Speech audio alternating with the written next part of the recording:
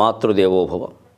నీ కొనగోరు చాలు జననీ మృదుభావమరంద మాధురీ శ్రీకమనీయ వాక్య తులసీదళ సేవిత పద్మనాభ శయ్యాకర దుగ్ధసాగర మహానస శాసక పద్మజా పురాణీకరణీత నవ్యనవనీతము చేకొని మృంగి పొంగగా నీ కొనగోరు చాలు జననీ.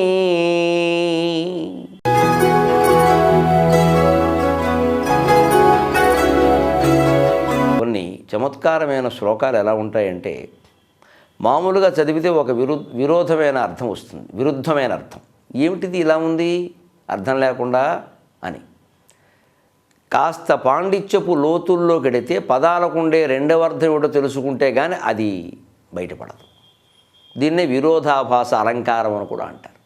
పైకి చదువుతుంటే విరోధం ఉన్నట్టుగా కనపడుతుంది, కాస్త లోతుల్లోకి వెళ్ళి ఆలోచిస్తే ఆ విరోధం తొలగిపోతుంది. ఇది మేధాశక్తిని పెంచడానికి వినియోగిస్తుంది. అందుకే చిన్నతనంలో తెలుగు నేర్పినా సంస్కృతం నేర్పినా తెలుగు పద్యాల రూపంలో సంస్కృత శ్లోకాల రూపంలో ఇటువంటివి చెప్పేవారు. దీన్నే ఇంటి పనిగా ఇచ్చేవారు.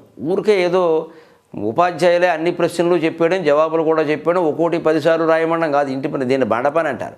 వాడి బుద్ధి ఏమీ పెరగదు దీనివల్ల, ఈ రాయడం తప్ప. వాడు ఆలోచింపజేయాలి. ఇంటి పని అంటే ఇక్కడ చదివిన చదువుకి తగిన ఆలోచనతో పనిస్తే దాన్ని బట్టి వాడు బుద్ధిశక్తి పెరుగుతుంది. మన్నాడు పాఠం బాగా అర్థం చేసుకుంటాడు. కాస్త బుద్ధిశక్తిని పెంచేటువంటి పొడుపు కథలు, సామెతలు, జాతీయాలు ఇలాంటివి ఉపయోగిస్తూ అవి విషయాలు వివరిస్తూ అవి చెబుతూ ఉంటే పొడుపు కథని తెలుసుకుని రండరా అంటే వాడు తెలుసుకుని ప్రయత్నం చేస్తాడు. లేకపోతే తల్లినో తండ్రినో అడుగుతాడు, ఇంతేరా అని చెబుతారు. ఆ రకంగా తల్లి పట్ల గౌరవం కూడా పెరుగుతుంది. అలాంటి శ్లోకాల్లో ఒక శ్లోకం ఏమిటంటే శివ పూజ ఎప్పుడు చేయాలి అనే దానికి చెప్పారు. దివాచ పూజయే దివాన పూజయే లింగం రాత్రౌ చాపి న పూజయేత్. దివాన పూజయే లింగం రాత్రౌ చాపి న పూజయేత్.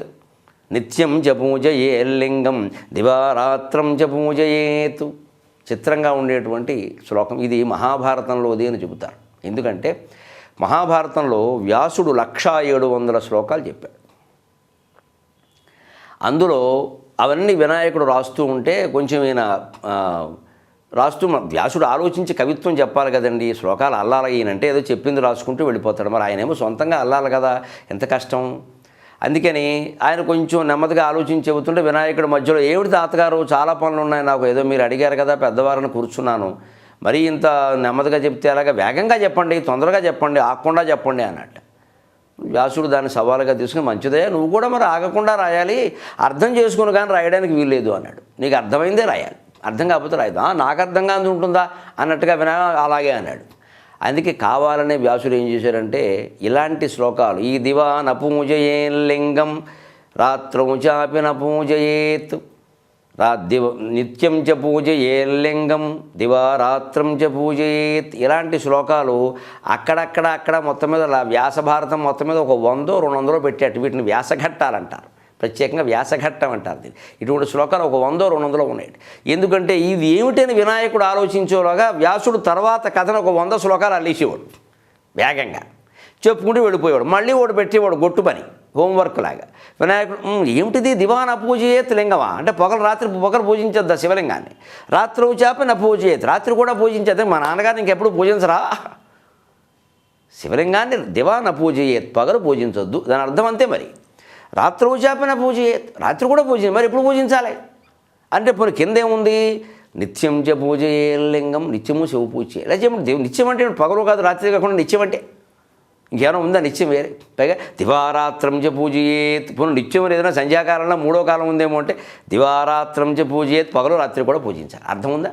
పగలు పూజించొద్దు శివలింగాన్ని, రాత్రి పూజించొద్దు అని పై భాగంలో చెప్పారు. మళ్ళీ కింద భాగంలో నిత్యము పూజించాలి, పగలు రాత్రి కూడా పూజించాలి. అర్థం లేదు. ఇది ఏమిటో అని వినాయకుడు ఆలోచించడానికి ఒక అరగంట పడుతుంది అని ఇలా పెట్టుకునేలాగా ఈయన 100 అల్లేసేవాడు. అల్లేసి బాగుందా కొట్టుకో నీ ఇష్టం, మరి అర్థం కావాలి ఏమనుకుంటున్నావు. ఇది వినాయకుడు ఎంత దేవుడైనా ఆయన ఆ సమయంలో వ్యాసుడు ముందు విద్యార్థే కాబట్టి ఆయన బుద్ధిశక్తిని పెంచడానికి సిద్ధి బుద్ధితో ఆయనకి వివాహం జరగడానికి ఇంత ప్రయత్నం జరిగింది. అలా ప్రతి విద్యార్థి తెలివితేటల్ని ఉపాధ్యాయులు పెంచాలి తప్ప ఇది 97లో వచ్చిందిరా, 2005లో వచ్చిందిరా, 7 ఏళ్ళకి ఒకసారి వస్తుందిరా, కాబట్టి ఇప్పుడు మళ్ళీ వస్తుందిరా, ఇది దీన్ని చదవండిరా అని ఇంపార్టెంట్ చెప్పడం కాదు ఉపాధ్యాయుడు చేసే పని. అసలు వీళ్ళు అడగకూడదు, వాడు చెప్పకూడదు. ఇందులో గమ్మత్తైన అర్థం చూడండి. దివా నపూజయే లింగం అంటే పగలు పూజించకూడదు అనేది మామూలుగా అర్థం, పైకి కనిపిస్తుంది, కానీ అది కాదు. దివా శబ్దానికి మొగలి పువ్వు అని కూడా అర్థం ఉంది. దివా నపూజయేత్ లింగం, మొగలి పువ్వు చేత శివుణ్ణి పూజించకూడదు, అందరికీ తెలుసున్నది. ఎందుకంటే శివుణ్ణి దర్శించేట విషయంలో బ్రహ్మదేవుడు అబద్ధం ఆడాడు, చూడకుండానే చూశానని చెప్పాడు. దానికి సాక్ష్యంగా మొగలి పువ్వుని ఆ ఆవుని పట్టు తీసుకొచ్చాడు. ఆవు తన ముఖంతో చూడలేదని చెప్పింది, చూశాడని చెప్పింది. తోకతో చూడలేదని చెప్పింది. తోకతో నిజం చెప్పింది కాబట్టి తోక భాగాన్ని గౌరవించమన్నారు.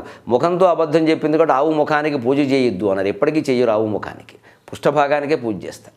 అలాగే మొగలు పువ్వు అబద్ధం చెప్పింది కాబట్టి మొగలు పువ్వుని శివుడిని నెత్తి మీద పెట్టద్దు అన్నారు. శివుడు ఆజ్ఞ. దీని నుంచి మనం గ్రహించాల్సింది ఆవు ముఖానికి పూజ మానేయడం, మొగలు పువ్వు పెట్టకపోవడం కాదు, చాలా తప్పు. అబద్ధం ఆడడం మానేయాలి ముందు, అది చెయ్యమండి. మనం చాలా తేలిగ్గా ఆచార సంప్రదాయాలన్నీ ఎందుకు పక్కదారి పట్టిస్తున్నాయి మన్నే అంటే అది ఒక్కటే పట్టుకుంటాం, అంతఃస్థానాన్ని మర్చిపోతాం. అసలు ఆచారం ఎందుకు వచ్చిందనేది మర్చిపోయి నేను నా జీవితంలో ఎప్పుడు మొగలుపు పెట్టలేదు, అది ముఖ్యం కాదమ్మా. అబద్ధం ఆడకుండా ఉండదు ముఖ్యం. నువ్వు మొగలుపు పెట్టినా పర్వాలేదు. తెల్లారు లేచి 100 అబద్ధాలు, మొగలుపు ఒకటి పెట్టలేదన్నాం. ఎవరి కోసం ఇది? అసలు ఆ కథ ఎందుకు పుట్టింది, ఈ ఆచారం ఎందుకు పుట్టింది, దాన్ని మనం అంతఃస్థానంగా గ్రహించాలి కదా అనేది లేదండి. లేకుండా మూఢమైన ఆచారం పట్టుకుని వేలాడడం అంతే. శనివారం నాడు భోజనం మానేమని ఎప్పటి నుంచి వచ్చిందంటే వెంకటేశ్వర స్వామి గురించి రాలేదు, లాల్ బహదూర్ శాస్త్రి గారు పెట్టాడు దాన్ని. దేశం ఆవేళ చైనా యుద్ధం జరిగినప్పుడు ఆహార ధాన్యాలు లేని పరిస్థితి వస్తే నా మీద ఏమాత్రమైనా గౌరవం ఉంటే, భారతమాత మీద ప్రేమ ఉంటే భారతీయులందరూ శనివారం నాడు రాత్రిపూట భోజనం మానేయండి అన్నాడు ఆ మహానుభావుడు. అప్పటి నుంచి వచ్చింది ఇది. దాన్ని ఇవాళ ఎలా మారింది? అన్నం మానేయమంటే అర్థం పూర్తిగా మానేయమనేనా? అబ్బాయి హోటల్కి వెళ్ళిపోదామే, శుభ్రంగా దోశలు తిందాం, ఉల్లిపాయలు వేసుకుని దోశలు తిన్నాక శనివారం దేనికి? ఇదే మనం ఆచరించి శనివారం మానేస్తానని నేను. పైగా మాంసం తినేవాళ్ళు మేము శనివారం తినమండి, అసలు మొత్తం మానే వీలైతే. ఈ శనివారానికి శుక్రవారానికి ఏం నిమిత్తమే లేదు. అక్కడ వెంకటేశ్వర స్వామికి ఏం కోపం రాదు, దానికి సంబంధం లేదు. అలాగే ఏదో సోమవారం శివుడికి ఇష్టం ఉంటా అంటే ఇక సోమవారం వెళ్ళాలి శివుడు గుళ్ళకి, మంగళవారం వెళ్ళారేమిటి? అదో ప్రశ్న. మంగళవారం వెళ్ళొద్దని ఎక్కడ లేదు. సోమవారం పెడితే ఇష్టం అన్నారు, ఎందుకంటే ఏదో రోజు ఇష్టం అంటే నువ్వు వెళతావన్న దాని ఉద్దేశం అది, మనం వెళ్ళడం కోసం. అందుకని మంగళవారం వెళ్ళడం తప్పని కాదు. ఆచారాన్ని ఇలా తీసుకోకూడదు. చివరికి ఈ సాంకేతికమైన విషయం పట్టుకున్నాం మనం, సారాన్ని వదిలేసాం. అలాగా మొగలు పువ్వు పెట్టద్దు అంటే అర్థం అబద్ధం ఆడద్దు.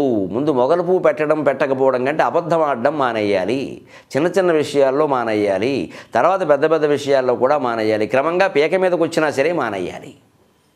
అది మానడం ప్రయత్నమే మోక్షం. అదే మనకి నిత్య జీవనంలో మనశ్శాంతి. అబద్ధం ఆడకపోతే మనశ్శాంతిగానే ఉంటాం. ఆడితే మళ్ళీ అబద్ధాన్ని కాపాడుకుందుకు 100 అబద్ధాలు. అందువల్ల దివాన పూజయే లింగం అంటే చమత్కారంగా అర్థం మొగలు పువ్వు చేత పూజించొద్దని కానీ పగలు పూజించొద్దని కాదు. అలాగే రాత్రవు చాపిన పూజేత్, రాత్రి శబ్దానికి రాత్రి రెండో అర్థం లేదు, కానీ కవి గారు ఎలా లాగారంటే నిశ అని అర్థం ఉంది. రాత్రి అంటే నిశ, నిశ అంటే కూడా రాత్రే కదా. నిశా శబ్దానికి రెండో అర్థం ఉంది, పసుపు అని. మామూలుగా మనకి శివుడికి పసుపుతో అర్చన చెయ్యరు. ఆయనకి తెల్ల అక్షతలే, మామూలు బియ్యమే, తడిపిన బియ్యమే వాడతారు. శివ పూజకి తెల్ల అక్షతలు వాడతారు. పసుపు అక్షతలు కూడా అక్కడ ఎక్కువ వాడరు, అది ఒక సంప్రదాయం. అందుకని పసుపుతో కూడా పూజించొద్దు. నిశ, ఆ నిశకి మరో పర్యాయ పదం రాత్రి కాబట్టి రాత్రవు చాపి అని గమ్మత్తుగా వాడాడు. అంచేత పసుపుతో శివుడిని అర్చించొద్దు, అలాగే మొగలు పువ్వుతో అర్చించొద్దు. కానీ నిత్యం చ పూజయే లింగం, ఎప్పుడూ శివ పూజ చేయండి హాయిగాను. దివారాత్రం చ పూజయేత్, రాత్రి పొగలు కూడా చేయండి, విరోధమేం లేదే. ఇలా చమత్కారమైనటువంటి శ్లోకాలు చాలా చెప్పేవారు పూర్వం. వీటినే సంస్కృత విద్యాభ్యాసం చేయించేటప్పుడు ఇంటి పని కింద ఇచ్చేవారు. ఇది ఏమిటో తెలుసుకుంటారా అంటే ఇంట్లో పెద్దవాళ్ళు ఎవరో ఆడవాళ్ళు ఏముందిరా ఎవరే ఆ సంస్కృతం బాగా వచ్చిన వాళ్ళు దివిశబ్దం ఉందిరా, దానికి దివా అంటే తృతీయ విభక్తి కదా, ఏకవచనం మొగల పువ్వు చేత అని అర్థం వస్తుందమ్మా అదని చెప్పి అప్పుడు ఆ శబ్దం కొత్త శబ్దం కూడా తెలిసేది, కొత్త విభక్తి తెలిసేది, పరిజ్ఞానం పెరిగేది. నలుగురిని అడిగితే ఇది పెరుగుతుంది. ఎవరిని అడగకుండా ఇవాళ గైడు కొనేసుకుంటే శుభ్రంగా అన్నీ అందులో ఉంటే పిల్లలు ఏది తెలుసుకోవడం మానేశారు. అందుకే ఎప్పుడూ సమాచారం మొత్తాన్ని పిల్లలకు అందుబాటులో పెట్టకూడదు. ఈ నెట్లు వచ్చాక ఇంట్లో కూర్చుని మొత్తం గూగుల్ ఎర్త్లోకి వెళ్ళి ప్రతిదీ తెలుసుకోవడం వచ్చాక వీడు నిఘంటువు చూడడం మానేశాడు. ఏదైనా ఇంగ్లీషు పదం అనుమానం వస్తే శుభ్రంగా డిక్షనరీ పెడుతున్నాడు, ఆ ఒక్కటే నొక్కుతున్నాడు, దానికి ఉండే చాటభారతం అర్థాలన్నీ వస్తున్నాయి, అందులో వాడికి కావాల్సింది తీసుకుంటున్నాడు, ఊరుకుంటున్నాడు. మీరు గమనించండి, అదే ఇంతలావు పుస్తకం నిఘంటు ఇంట్లో ఉందనుకోండి, మనకేదో ఒక పదం డిస్ట్రక్షన్ ఏదో పదం వచ్చింది, దాని అర్థం కావాలి, దానికోసం DESతో ఉన్న పేజీ తీస్తారు మీరు. ఆ తీసినప్పుడు వెరజగా నిఘంటువులో మధ్యలో గీత ఉంటుంది, గీతకి యువతలో 10 పదాలు, అవతలో 10 పదాలు, ఒక 20 పదాలు ఉంటాయి. అనుకోకుండా 20 పదాల మీద నీ దృష్టి పరింది, నీ పాండిత్యం పెరిగింది. ఇంకొన్ని 2-3 పదాల అర్థాలు తెలిసి. ఎప్పుడు గులాబీ పువ్వు మీద మనం పరిశోధన చేయాలంటే ఆ రేకు పట్టుకుని ప్రయోగశాలలో కూర్చోవడం కాదు, తోటలోకి వెళ్ళాలి. అక్కడ గులాబీ పూలతో పాటు మల్లెపూలు కనపడతాయి, జాజి పూలు కనపడతాయి. ఏ పువ్వును చూస్తే నీకు ఏ ఆలోచన వస్తుందో, నువ్వు ఏ రకంగా జగదీష్ చంద్రబోస్ అవుతావో ఎవరికి తెలుసు. బుద్ధి వికసించాలంటే సొంతంగా ప్రయోగాలు చేసి ప్రయోగశాలలోకి కాకుండా భూమండలం మీద ఆ ఉద్యానవనంలోకి విహరించాలి తప్ప అదేదో అక్కగారు అంటించిన గులాబీ రేఖ తమ్ముడు చెల్లి అంటించేయడం, అక్క రికార్డే చెల్లి ఇచ్చేయడం, మాస్టర్ 30 మార్కులు వేసేయడం ఇంటర్మీడియట్లో. ఇక పిల్లల విజ్ఞానం ఎలా పెరుగుతుందండి? ఈ పిల్లల్ని మనం మేధావులు అనుకోవడం, మనం ఎంత అజ్ఞానం. అలా ఆలోచన చేయాలి. అలా మంచి శ్లోకాలన్నీ చెప్పేవారు కావాలని. అలాగే ఒక మంచి చమత్కారమైన శ్లోకం కార్తీక మాసంలోనూ తర్వాత కూడా మనం చెప్పుకోవలసింది సరదాగాను. భగవంతుణ్ణి కాపాడమని అడగడంలో కూడా రకరకాల చమత్కారాలుగా అడిగారండి కవులు. ధూర్జటి కాళహస్తి శతకంలో నన్ను కాపాడడం లేదయ్యా ఈ మధ్య నువ్వు అంటున్నాడు దేవుణ్ణి ఏకంగా. ఈ మధ్య కాపాడడం మానేసేమే, ఎలా ఉంది ఏంటి బెదిరింపు, ఎలా ఉంది ఏంటి అంటే శివుడు అన్నట్ట. అదేమిటి నువ్వేమో లౌకిక చింతనలో పడిపోయావు, ఎంతసేపు పెళ్ళాము పిల్లలు ఆస్తులు పాస్తులు లెక్కలు వేసుకుంటాను, ఎప్పుడైనా నమశివాయ అని కూడా నువ్వు అనలేదు, అన్నప్పుడు నిన్ను కాపాడే పని నాకేమిటి అన్నట్టు. అయితే మేము పడతాం, నువ్వు చూసుకోద్దా. భవకేళీ మదిరామదంబున మహాపాపత్ముడై వీడు నన్ను విలోకింపడటంచు. ఎంత చమత్కారంగా దేవుణ్ణి గద్దించి మాట్లాడుతున్నాడు చూడండి. ఆయన చిత్తశుద్ధి, ఆయన ధైర్యం, ఆయన భక్తి. భవకేళీ మదిరామదంబున మహాపాపాత్ముడై వీడు నన్ను విలోకింపడటంచు నేను నరకాన్నో రాసి పాలైన పట్టవు బాలుండొకవేళ ఆట చవితోడన్ నూతగోలంగా. తండ్రి బాలుండొకవేళ ఆట చవితోడన్ నూతగోలంగా తండ్రి విచారింపకయుండునా కటకట శ్రీకాళహస్తీశ్వర. నేనేదో భవకేళీ మదిరామదంబున, ఈ జీవితం ఓ మత్తుబందు లాంటిది, మమ్మల్ని ఏం చేయమంటా? నువ్వే సృష్టించావు ఈ ప్రపంచం, ఏమైనా అడిగావా? అప్లికేషన్లు పెట్టుకున్నావా? నువ్వు పార్వతీదేవి కూర్చొని ఓ చదరంగం అంటే ఆడుతున్నారు మా బతుకులతోటి. ఇక్కడ మీరు సృష్టించుకున్నారు. శ్రీచక్రం ఒకటి పెట్టారు, 4 చక్రాలు తమరు, 5 చక్రాలు ఆవిడ, 5 కోణాలు ఆవిడ కిందకి లాగుతాడు, నువ్వు పైకి లాగుతావు, మధ్యలో చూస్తున్నావు ఇక్కడ మేము. అది ఎవరు సృష్టించమన్నారు? ఈ సృష్టించిన దాంట్లో మేము పడ్డామంటే పడ్డం కోసమేగా మీరు సృష్టించింది. ఇది గతమైపోండి. శివుడు నవ్వుతాడు నిజంగా, బాగా మాట్లాడుతున్నావురా అని. భవకీళీ మదిరామదమ్మున ఇన్ని రకాల వ్యామోహాలు, స్త్రీ పురుష వ్యామోహాలు, ధన వ్యామోహాలు, పదవీ వ్యామోహాలు, పెదవి వ్యామోహాలు ఇన్ని పెట్టాక దేంట్లోనూ పడకుండా ఎలా ఉంటామండి? అంటే పడ్డామంటే మా తప్పులేదు. అలాగని మేము అందులో పడి కొట్టుకుపోయి మోసపోయి మాయలో పడి నరకార్నో రాసి పాలైన పట్టవు. నరకంలో పడేటంత దారుణమైన పాపాలన్నీ మేము చేస్తుంటే కూడా నువ్వు పట్టించుకోకపోతే ఎలాగండి? అదేమిటి, నేనేమి చెయ్యమని చెప్పలేదు కదరా. బోర్డు ధర్మశాస్త్రాలు ఉన్నాయి, చదువుకుందుకు మీరు మానవులు తెలివితేటలు ఉన్నాయి, చెప్పేందుకు గురువులు ఉన్నారు, చిన్నప్పటి నుంచి సంస్కారం ఇచ్చిన తల్లిదండ్రులు ఉన్నారు, వాళ్ళు చెప్పొచ్చు, మీరు వినొచ్చు. ఇన్ని అవకాశాలు ఉంటే వదిలేసుకుని మీరంతటా మీరు చెడిపోయి నన్నంటావేమిట్రా అంటే అవును నిన్నే అంటాం. ఎందుకని? బాలుండొకవేళ ఆట చవితోడన్ నూతగూలంగా తండ్రి విచారింపకయుండునా. నువ్వు తండ్రివి, మాతా మే పార్వతీదేవి, పితాదేవో మహేశ్వర, బాంధవా శివభక్తాశ్చ స్వదేశం భువనత్తం. పార్వతీదేవి మాకు తల్లి, నువ్వు తండ్రి. తల్లిదండ్రులు ఎలా ఉంటారండి? మా లోకంలో తల్లిదండ్రులు ఎలా ఉంటున్నారు? పిల్లాడు ఏమైనా పొరపాటున అలా ఆడుకుంటూ ఏదో గోతులో పడతాడు, లేదా నూతిలో పడతాడు, పట్టించుకోరా? నేను నూతిలోకి వెళ్ళొద్దని చెప్పాను, నూతిలో పడ్డాడు వాడు. పడిన వాడిని ఏం చేస్తారు? ముందు బయటికి లాగుతారు. అయ్యో నా బంగారు కొండ అవసరమైతే తల్లి అందులోకి దూకేస్తుంది. అలా వాడిని బయటికి లాగుతారు. కానీ నూతిలో పడివాడు అరుస్తూ ఉంటే నిన్ను పడద్దని చెప్పానా, ఏం గుర్తులేదా, ఎన్నిసార్లు చెప్పాలి అని అంటారా ముందు ప్రాణం కాపాడడం మానేసి. అలాగ నేను ఈ జీవితం అనేటువంటి సంసార భోగాలనేటువంటి వ్యామోహాలనేటువంటి కాంక్షలనేటువంటి నరకం అనే బావిలో నేను పడిపోతూ ఉంటే పరమేశ్వర తండ్రి వయ్యుండి నేను పిలవలేదు, నమశివాయ అనలేదు, తలుచుకోలేదు అంటే ఎలాగయ్యా? ఏ తల్లినా ఏ తండ్రైనా అలా ఉంటారా? పిలిస్తేనే కాపాడేవాడు ఆ తల్లిదండ్రులు అంటే పిలవకుండానే కాపాడాలి కదా. అంచేత నేను గోతులో పడిపోతున్న విషయం, నూతిలో పడిపోతున్న విషయం నీకు తెలీదా? నన్ను కాపాడవద్దా? విచారింపకయుండునా కటకట శ్రీకాళహస్తీశ్వర అంటే శివుడు నిజమేరా, నువ్వు అన్నది నిజమే, ఇవి ఉన్నాయి మీకు తెలివితేటలు, మానవులు మేమే సృష్టించాం ఈ ప్రపంచాన్ని, ఈ మాయలో మీరు పడ్డారంటే తప్పేముంది నాయన, అప్పుడప్పుడు అవతారాలు ఎత్తి మేమే పడిపోతున్నాం అందులో. అంచేత మేము పడిపోయినప్పుడు మీరు పడిపోవడం ఆశ్చర్యం ఏం లేదని మిమ్మల్ని కాపాడుకోవడం నాదే పూచి నాయన, కంగారు పడకు, ఈ జన్మకు కాకపోతే ఇంకో జన్మకైనా నేను కాపాడుతానరా, నమశివాయ మాత్రం మానకు అన్నాడు శివుడు. ధూర్జటికి శివుడు చెప్పిన ఆ ధూర్జటి ఈ ధూర్జటికి చెప్పిన ఆ ధూర్జటి మాకు నిర్జటి, మాకు జుట్టే లేదుగా అంచాన ధూర్జటి అయితే నేను నిర్జటి, ఆ ధూర్జటి ఈ నిర్జటికి చెప్పిన, ఈ నిర్జటి మీకు అందరికీ సంపూర్ణ జటులందరికీ చెప్పిన ఒక్కటే మాట, నమశివాయ మంత్రం మానకూడదు. అలాగే ఈ వారం ఒక మంచి జాతీయం, ఎంతసేపు గుడిపాములా ఇంట్లో కూర్చోవడమే, బయటికి వెళ్ళడం ఉండదు అంటారు. ఇంట్లో ఎప్పుడు కూర్చునే అలవాటు ఉంటుంది కొంతమంది, కదరు అసలు బద్ధకంగా, వాడిని గుడిపాము అంటారు. గుడిపాముకి ఇంట్లో కూర్చోవడానికి సంబంధం ఏమిటి? సాధారణంగా ఇందులో చమత్కారం ఏమిటంటే, పాము ఎప్పుడు 10 మందిలోకి రాదు, వస్తే చచ్చిపోతుంది, ఎవడో చంపేస్తాడు. అది గోడల పక్క నుంచి అలా పాకుతూ ఉంటుంది. దానికి ఎవరిని ఏం చెయ్యాలి, మనిషిని కరవడం వల్ల దానికి వచ్చే ఆడాకాసు ప్రయోజనం లేదు. అనవసరంగా వీడి విషయం ఏమైనా ఉంటే దానికి ఎక్కడం తప్ప దానికి ఏం ప్రయోజనం, మనిషిని కరవదు. అది ఎందుకు కరుస్తుంది, వీడు ఏమైనా చేస్తాడేమో అన్న భయంతో కరుస్తుంది తప్ప దానికి కలుసు, దాని ఆహారం కాదు మనిషి. దానికి ఎలకలు కావాలి, కప్పలు కావాలి, కానీ మనిషి ఎందుకు తిందది, అందుకోసం చేయదు. ఓ పులి మనిషిని చంపిందంటే అర్థం ఉంది, పాము మనిషిని ఎందుకు చంపుతుంది, దాని ఆహారం కోసం చంపదు. కాబట్టి మనం పాము నుంచి తప్పించుకుంటే చాలు, అనవసరంగా దాన్ని ఏం చేయక్కర్లేదు. అది కానీ ఒక ఆచారం ఉంది మనలో, గుడిలో కనుక పాము ఉంటే దాన్ని చంపరు ఎట్టి పరిస్థితులు. ఊళ్ళోకి పాము వచ్చిందంటే చంపేస్తారు, ఇంట్లోకి పాము వచ్చిందంటే చంపేస్తారు, గుడిలోకి వస్తే చంపరు. ఎందుకంటే గుడిలో పాము అంటే దేవుడు అని అర్థం. ఎందుకంటే మనకు సుబ్రహ్మణ్యేశ్వర స్వామి పాము ఆకారంలో ఉంటాడు, అదంతా వేరే. సుబ్రహ్మణ్యేశ్వరుడు వల్లీపతి, పాము ఆకారానికి ఆయన అధిపతి అంటే అర్థం పాము మన కుండలిని శక్తి, కడుపులు ఇక్కడ మూలాధార చక్రంలో ఉండే యోగశక్తి, జీవశక్తి, చైతన్య శక్తి కుండలిని ఆకారంలో 7 చుట్టలు చుట్టుకుని ఉంటుంది. సరిగ్గా ఆదిశేషుడు కూడా 7 చుట్టలు చుట్టుకుని ఉంటాడు, దాని మీద మహావిష్ణువు నిద్రిస్తాడు. ఆ 7 చుట్టలు చుట్టుకున్న ఆదిశేషుడే మన కుండలిని శక్తి, అదే పాము. ఆ పాము ఒక తీగలా ఉంటుంది, అందుకే దాని పేరు వల్లి. ఆ వల్లీపతి సుబ్రహ్మణ్యేశ్వరుడు. అందుకే సుబ్రహ్మణ్యేశ్వరం వాహనం నెమలి. ఈ నెమలికి పాము ఆహారం.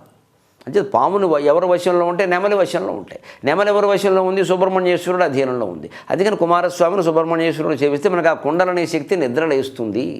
యోగ మార్గంలో ప్రయాణించడానికి సరైనటువంటి గురువు కుమారస్వామి. అందుకని మనకు ఆ కథను ఎలాగ వల్లి ఆయన భార్యని, ఆయన వాహనం నెమలని, ఆయనకి పాములు శత్రువులని ఇవేవో చెప్పారు. ఇదంతా ఎందుకోసం అంటే ఈ తత్వం గ్రహించడానికి. మనం అది వదిలేసి ఇంకా ఆయనకి ఏది ఇష్టం, ఆయన ముందో నెమల బొమ్మ పెట్టేయడం, మనం బయటపోవడం బయటికి. ఈ నెమల బొమ్మ ఆయన ఏం చేసుకుంటాడు, ఎందుకదే బొమ్మ, మనం అదో భ్రమ మనకి. ఆయనకు గుడి కట్టేసి ఆరతి ఇచ్చేసాడు. అసలు యోగా మూలాధార చక్రం యోగం చెప్పిందంతా వదిలేసాం, సాంకేతికత పట్టుకున్నాం, సారాన్ని వదిలిపెట్టాం. ప్రతిదీ ఇలాగే అవుతుంది గమనించండి. హిందూ ధర్మమేనా, తెలుగు భాష అయినా, భారతీయ సంస్కృతి అయినా వెనకబడి ఉండడానికి ఈ గొర్రెల మంద మనస్తత్వం కారణం. ఏది ఎందుకు పెట్టారో తెలుసుకోకుండా ఆ ఆచారాన్ని మాత్రమే మూఢంగా పాటిస్తూ, పైగా దాన్ని పాటించకపోతే ఏదో కొంపలు అంటుకుపోతాయన్నట్టుగా ఉపన్యాసాలు ఇస్తూ అసలు దాన్ని వదిలేయడం. అందుకని ఇంతకీ ఆ గుళ్ళో పాము అంటే సుబ్రహ్మణ్యేశ్వరుడితో సమానం, దాన్ని ఎవరు చంపరు. అందుకని గుడిపాము అంటే, గుళ్ళో పాము ఉంటే దానికి రక్షణ ఎక్కువ. అది గుళ్ళోకి ఒకసారి పాము రానే రాదు సాధారణంగా, ఎందుకంటే దానికి ఏం దొరకవు అక్కడ. ఒక్కోసారి గుళ్ళోకి వస్తే దొరుకుతాయి, ఎందుకంటే ముఖ్యంగా ఏ గుళ్ళోనైనా అట్టిపళ్ళు ఉంటాయి, అందుకని శుభ్రంగా అట్టిపళ్ళు తింటుంది. అంతేకాదు ఈ అట్టిపళ్ళు గురించో లేకపోతే ఈ కొబ్బరికాయ మొక్కల గురించో ఎలకలు వస్తాయి, వాటిని తింటుంది. ఎలకలేమో ఇవి తింటాయి, ఎలకలు అది తింటుంది. అంచేత గుళ్ళో ఉంటే పాముకి ఎంత సుఖం అంటే ఆహారము దొరుకుతుంది. ఎలకలు కప్పలు, గుళ్ళో అక్కడక్కడ నీళ్లు ఉంటాయి, ముఖ్యంగా శివుడు గుళ్ళో ఆ నీళ్లకు కప్పలు వస్తాయి, పాము కప్పనేసేస్తుంది. దేని భ్రమదాంది. అందుకని ఆహారం దొరుకుతోంది, జనం ఎవరు చంపరు. అందుకని గుళ్ళో దూరిన పాము కదలదు. ఇంట్లో వాడు కూడా మనిషి కదలకపోతే గుడి పాములా ఇంట్లో కూర్చున్నామే అంటారు వెంటనే. ఈ జాతీయాల వెనకాల ఇంత గమ్మత్తైనటువంటి కథలు ఉన్నాయండి. అవి కనుక తెలుసుకుని మనం వ్యవహరించగలిగితే చాలా అద్భుతంగా ఉంటుంది. అసలు ఇంత పరిజ్ఞానం ఉంది, లోకజ్ఞానం వస్తుంది మనకి. అలాగే ఒక చలోక్తితో మనం సెలవు తీసుకుందాం. ఒక అవధానంలో అడిగారు, ఏమండి వాలిని రాముడు చెట్టు చాటు నుంచి చంపాడు, ఇది ధర్మమేనా? ఇదో పెద్దది చేసిన ఆయన రాముడు జవాబు చెప్పేది మేము, ఆయన లేడు ఇప్పుడు ఇక్కడ. ఎన్ని ఏళ్ళైనా ఇదే సందేహం, ఎంత చెప్పినా వినరు. పోనీ అది వదిలేద్దాం అనుకోరు, అన్నీ ఇదే ధర్మ. ద్రౌపది పతివ్రతేనా? రాముడు వాలిని చంపడం ధర్మమేనా? ఎన్నిసార్లు చెప్పినా ఈ అనుమానాలు ఇలాగే ఉంటాయి. అందుకే ఓసారి అవధానంలో ఈ చర్చ వచ్చింది. అప్రస్తుత ప్రసంగంలో వస్తే అప్రస్తుత ప్రసంగంలో నువ్వు ధర్మశాస్త్ర చర్చ చేయొచ్చు. నేను చెప్పాను స్పష్టంగా, వాల్మీడిలో ఒక హారం ఉందండి. వాల్మీకి రామాయణంలో స్పష్టంగా లేకపోయినా ధ్వన్యాత్మకంగా ఉంది ఆ విషయం. ఆ హారం మెడలో ఉన్నంతకాలం రాముడు కాదు బ్రహ్మదేవుడు వచ్చినా వాడిని చంపలేడు, పైగా ఆయన బలాన్ని వీడు హరిస్తాడు. అలా ఓ హారం ఒకటి మెడలో వేసుకుని ఇంకా లోకాన్నంతా నాశనం చేస్తుంటే చూస్తూ ఊరుకుంటారండి. అంచేత చంపిన విధానాన్ని పట్టించుకోకుండా మీరు విషయం మంచిదే కదా, వారి జావలసిన వాడే, అందుకే తెచ్చాడు. విధానంలో ఒక్కోసారి అటు ఇటు ఉండి కృష్ణుడు 100 విధానాల ద్వారా దుర్యోధనుల్ని కర్ణుడిని వాళ్ళని చంపించాడు కావాలని. మరి అలా లేకపోతే వాడు జావరు. అందుకని అది ఆ పరిస్థితుల దృష్ట్యా అది ధర్మమే.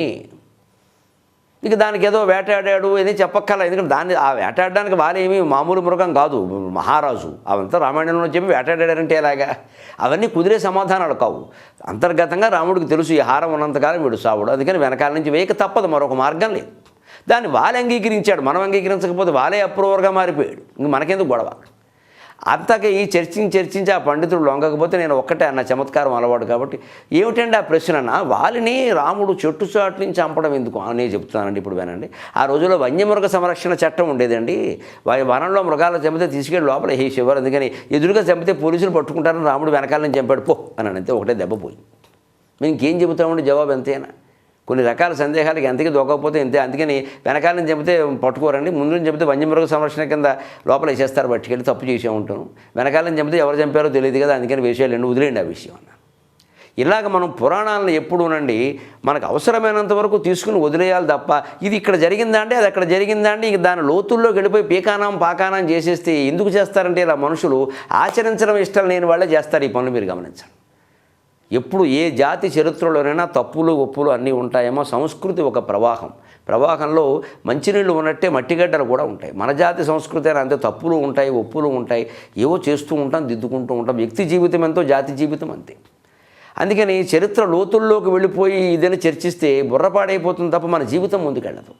అసలు మనం అందరం పుట్టింది నేనెవరు ఈ విచారణ చేయడానికి. దానికి రామాయణం ఎంతవరకు ఉపయోగపడుతుందో అంతవరకు ఉపయోగించుకో, అంతే తప్ప ఇక రామాయణం చరిత్ర లోతుల్లోకి వెళ్ళిపోవద్దు, అనవసర పరిశోధనలు అవన్నీ.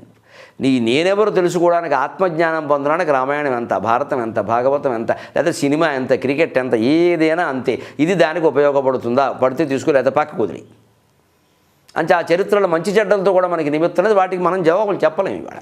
అంటే ఈ పిచ్చి సందేహాల్లోకి పోకుండా అసలైనటువంటి ఆత్మజ్ఞానాన్ని పట్టుకునేటువంటి ప్రయత్నం మనం హాస్యం ద్వారానే చేద్దాం. మళ్ళీ వారం కలుద్దాం, అంతవరకు తెలుగులో మాట్లాడదాం.